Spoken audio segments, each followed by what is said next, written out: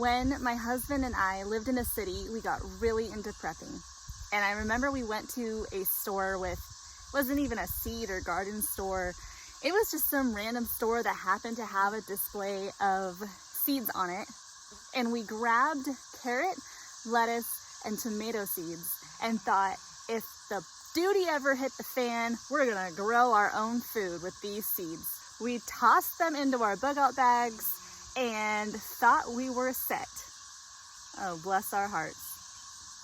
Gardening used to be what grandmas did because they were hanging on to the old ways. But now I know better.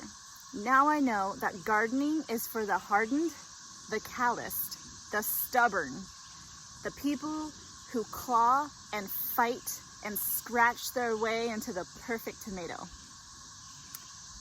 Is that a little dramatic? Maybe. But gardening is hard.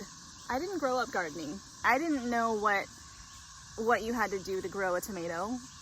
I didn't know how to save seeds. I didn't know any of that. We've had to learn everything from trial and error and the wisdom of our neighbors. We finally live on our own land and we're building the garden of our dreams.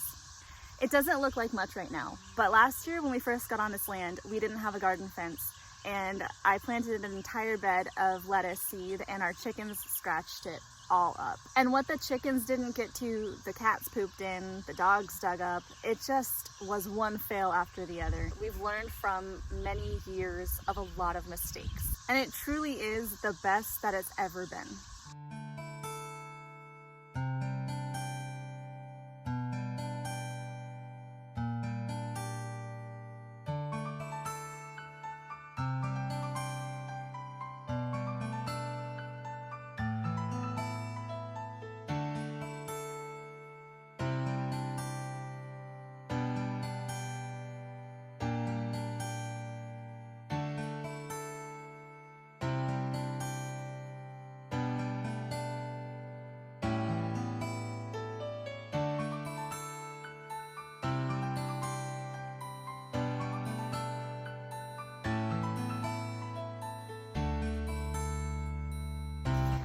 The last decade of gardening has taught me how ridiculous the idea was that we can just buy some seeds, throw it in our bug out bag, and be good to go when the poop hits the fan.